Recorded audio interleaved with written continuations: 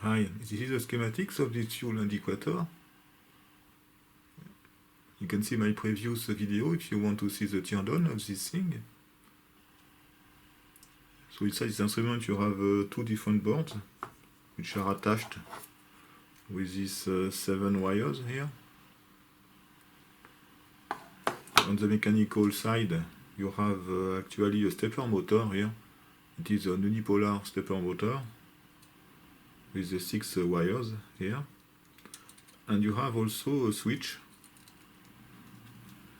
here. This switch is activated when the result is 0. And I think you can hear the switch here.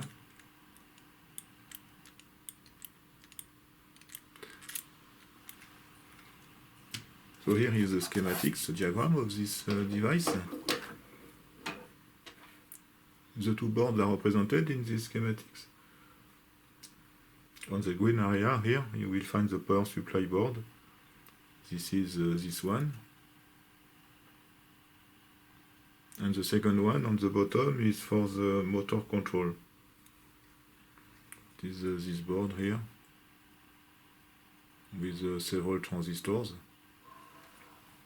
We will start with the control board. The windings of the motor are controlled using these 4 Darlington transistors here. The transistors are driven using this D flip-flop here. The flip-flops are connected in cascade. That is to say, the input of the first flip-flop can be connected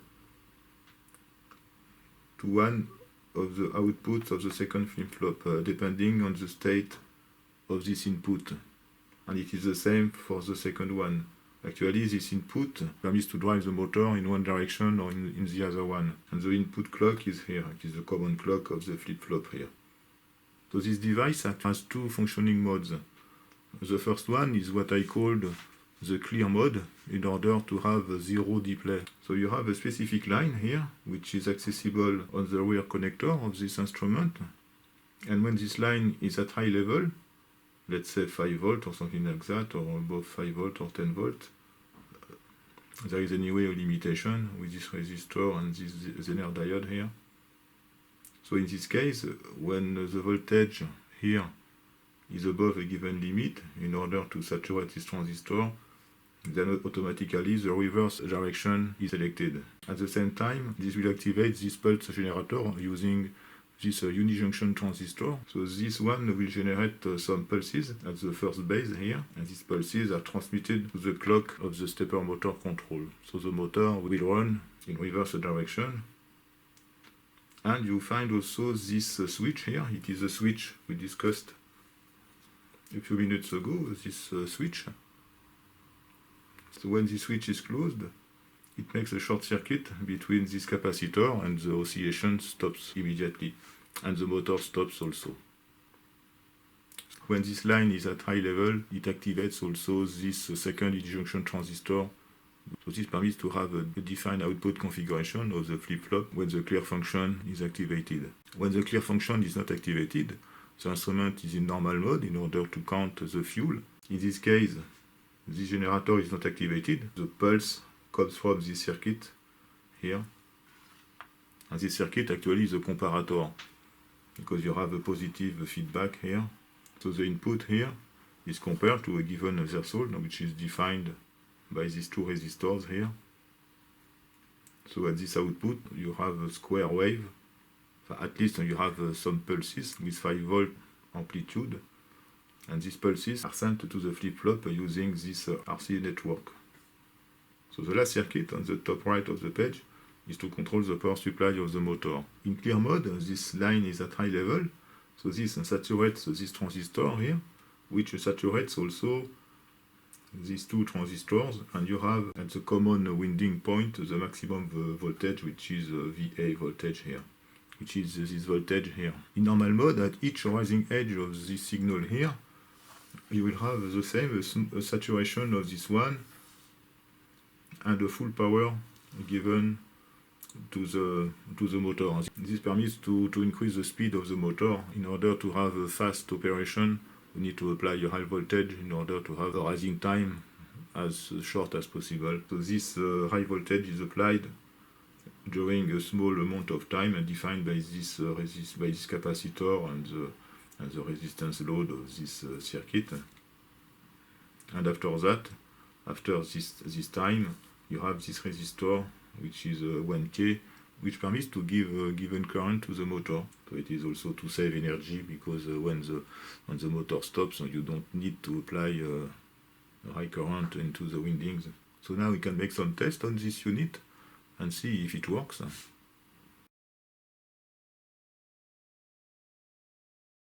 This is the setup for this fuel use indicator. I have applied the voltage of 12 volt DC between this point, VA, and the ground. It is easier than using AC voltage 400 Hz. I have applied also a function generator to the input from this point to the ground, a square wave at 5 volt amplitude, a frequency of 2 Hz currently. And also I have applied a voltage here, a DC voltage from this point to the ground in order to activate the clear function.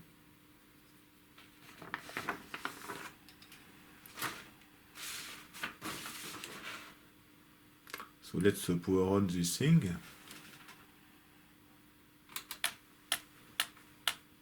You can see that this thing works.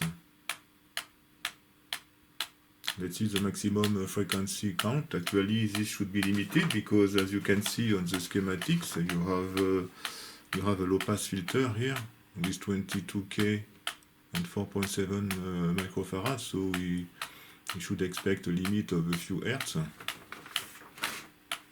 So let's increase the frequency.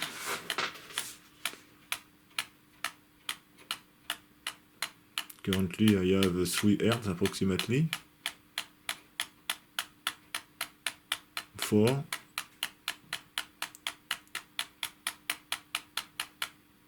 At 4.5 it stops, so the limit is 4 Hz or something like that. Anyway, the fuel use is a very slow measurement.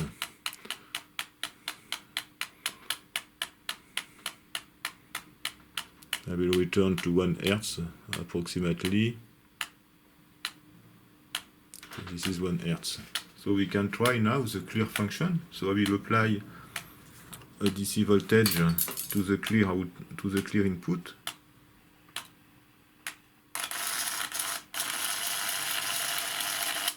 Okay, you can see that it returns to 0.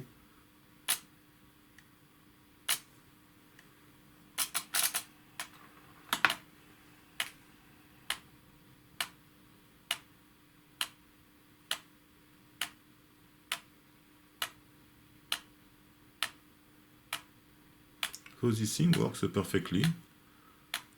Both functions work, the counting and the clear function.